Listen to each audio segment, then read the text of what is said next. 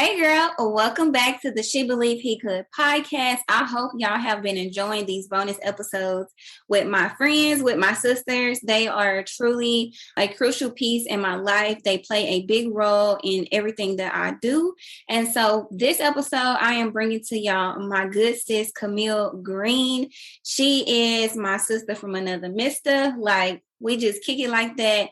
And she too had the honor, the gracious love and overflowing of everything, and blessed me with the I am who you say I am affirmation journal. Camille actually played a much bigger role than she probably thinks she played in that, but she was there from the beginning. Okay. She was there from like me designing the measurements and the sizing and all of the things. So she's been around in this process for a good minute. And she too was a part of that photo shoot that I did. And she had the opportunities to choose her own affirmation. So Camille chose, I am valuable. Camille said that I never saw value in myself. I always viewed myself as less than and didn't think I had much to offer. It wasn't until I started a true relationship with God that I started to see myself like He sees me. Now, not only do I see value, but I know my worth, my strengths, and my purpose.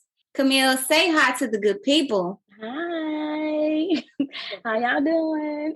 I love that our relationship is so fluid. We can be ourselves. We can be raw, real, and ratchet. More so me than her, because she be acting like she don't know about it. But no, you didn't. I could be like, how did you go from holy to like ratchet out your mouth? I was like, the thing is, I don't know. Okay, it just happens sometimes. But Camille, you chose a very, very precious affirmation for a lot of women, especially a lot of women who has been through some stuff, ones who have been in some dead-end relationships, some that have been in some toxic situations, maybe put themselves out there more than they should have. You chose I am valuable. That's heavy, to a lot of people. So tell us a little bit about your heart posture behind this affirmation. Well, it was very important to me. Very important. When I was growing up, I guess I've never felt like I had any value. And I guess it comes from like everybody telling you how your sister is pretty. And I guess like you look mediocre or whatever. So I guess it would have started from there. And then it kind of moved on to like when I would get into a relationship with like a guy, I guess they kind of treat me like trash. Like I didn't have anything else to offer, like other than sex or maybe a great conversation or you're like a good friend. But other than that, like they never wanted to like really be in like a committed relationship with me. And so I guess that's why I always felt like I was always less than or whatnot. So yeah. So it wasn't until I actually started building my relationship with God that I actually saw value in myself. And it took a long time. As a matter of fact, it took me going through a lot of broken relationships, a lot of allowing guys to use me. Like I may know that this guy, he just wants you for sex or he just wants you just to have a good time with or whatever. And I would know this, but then I will allow it to happen. So I didn't see any value in myself. I didn't see any worth or anything like that within myself. Before you go on, let's touch on that because I know, girl, you said the word sex and I don't want people to be like, oh my gosh, no, she did. Oh. Yes, she did. We all came from somewhere. Look, we are not too good to talk about what we've been through. We're not too good to talk about our past. No, I think there is so much glory and goodness of God in the things that we've walked through because it just shows how He's kept us and how He's steady bringing us along. And that if it wasn't for those stumbles and that cry out for help, like we probably would still be in that place, allowing ourselves to be used and abused, especially by men. And so I love that this affirmation, it stems from a place of you loving yourself and you recognizing that in the light of the Lord. And so tell us a little bit about your walk with God and exactly how did that shift for you? Or when did the light come on for you to be like, you know what, I'm done. Like there has to be another way. Right. Yeah, like I was mentioning, like I went through a lot of broken relationships and it wasn't until my last relationship with the father of my kids that actually broke me. Like it broke me so like I can't put in words how it broke me. But like it wasn't until then that I was like, yeah, it has to be more. Like I know that I'm worth more than this. Like I have more to offer. So it wasn't until then, back in 2018, that I started my relationship with Christ. What I did was I'm a YouTuber. I love YouTube.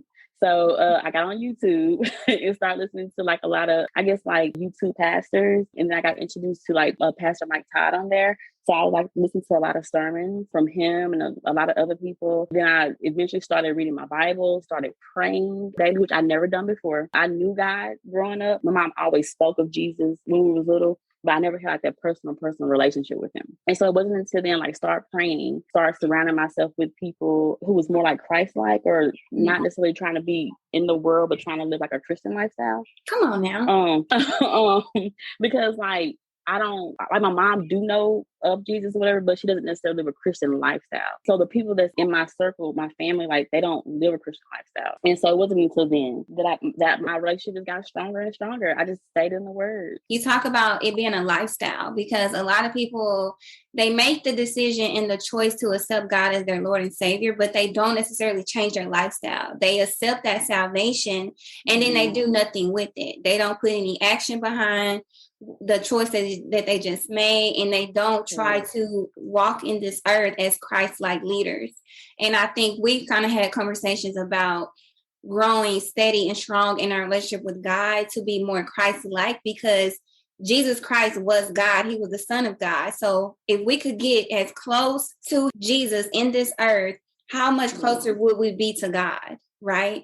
So if it's through God, the Bible said the only way to the Father is through the Son, which is Jesus. So if you aren't picking up the character traits of God and you're not trying to really discern different relationships and really seek the word of God in everything that you're doing, how exactly are you walking this path out to be close to God? You know, you talk about relationship, and I think for us, when we first met, me and Camille used to talk about this at work. Like, we at work on other people's time. All the time. You know, barely getting our work trouble for it too. Yeah, shout out to our boss Tracy, because she was like, "Look, y'all need to turn around and work and get to work." Stop talking and like, work. Seriously, Camille be rolling her chair. She'd be all out in the middle, away from her desk, talking. But it was so good because that's how our relationship started. We started to talk about God and, you know, how to fast and pray and how to really seek God on a lot of different things.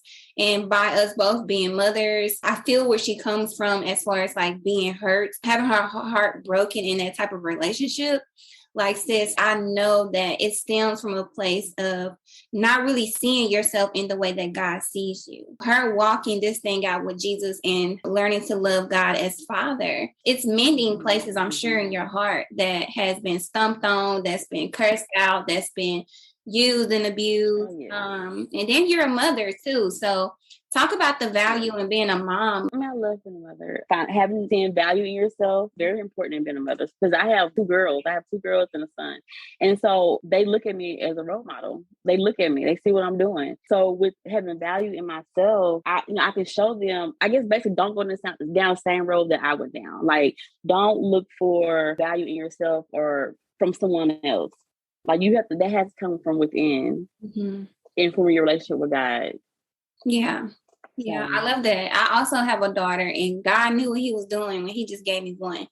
He just gave me one because Lord knows the stuff that I have broken off of my life, generationally, curses, stuff that's been passed down from generation to generation. And so I feel that too, because I think motherhood woke me up. You know, that kind of pushed me into the arms of the Father, because now it's just not about me, it's about my babies. I think, you know, it's about me making the decision so that they live a healthy lifestyle, so where they grow up in a Christian home and they know the Lord, and worship is not foreign to them. They know how to pray and things like that. And so you speaking this affirmation, I am valuable. I remember the day that you chose that, and you speak so much on value just with other women and things you want to do behind the scenes with your business and things like that. But why is that so passionate for you, helping women bring that passion and that value to their lives? Like, because I don't want anyone to go down the same road I went down. Not finding value in myself actually altered my lifestyle. I didn't do things because I felt like I wasn't good enough, or like I didn't too much go. I've been clubbing a little bit, but I really didn't,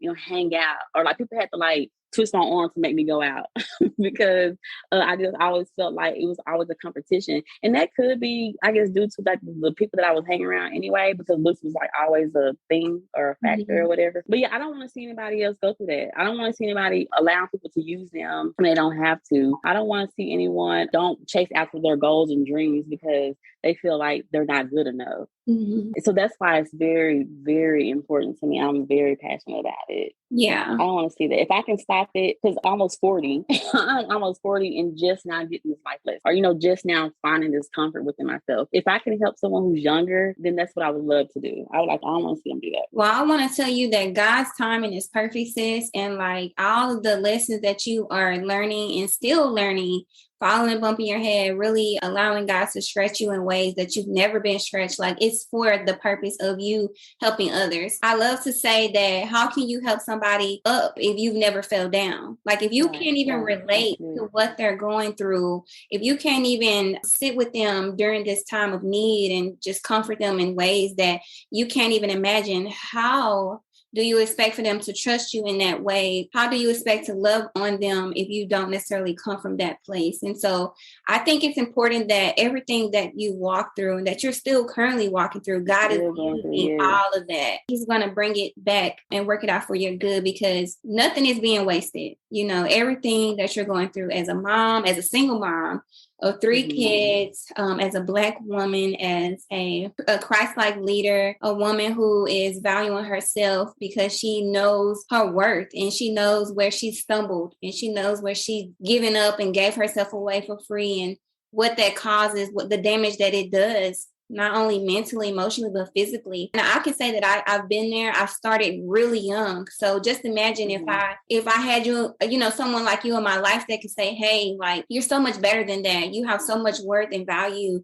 Do you know the Lord? Do you talk to God about your emotions? Do you really allow him to walk with you and talk with you? I didn't have that. It was more so like, nah, we got to get out here and get it how we live. What's really good. If you can't do nothing for me, I can't do nothing for you. It was like a whole survival mentality, especially as women. So I want to thank you so much, Camille, for coming on to the podcast and just sharing your testament. Thank you for having me. Yeah, it's such a small piece to it because, y'all, when Camille steps out and really pursue this thing, there is so much more that she has to offer. And I just pray that when God opened those doors for her to step out and embrace who she already is, you're going to bless so many women. Like you're going to be the reason why women pick up their Bibles and they shift that mindset to know, like, you know what, maybe I need to get some new friends. Maybe I need to, put some value in my life and put some things in my life that aligns with what God says about me. Really stand on his word and his truth rather than what the world says and how the world view me. So thank you so much, Camille. If you could give one piece of advice to someone that's listening to this show right now who may be struggling with their worth and with their value as a woman, what would you say to them? I would advise them to build a relationship with God. I would advise them to speak life into themselves daily.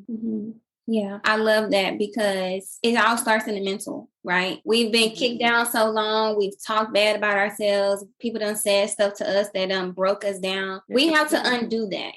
We have to really replace and erase the negativity in our life and in our minds and really speak life, positivity, life-giving things, really reminding yourself that I am worth it. I am worth it. Why? Because God calls my name. Like he knows my name. And so I think that's truly, truly special. Again, y'all, this is Camille Green, one of my best sisters in the whole wide world. And if you mess with her, you mess with me.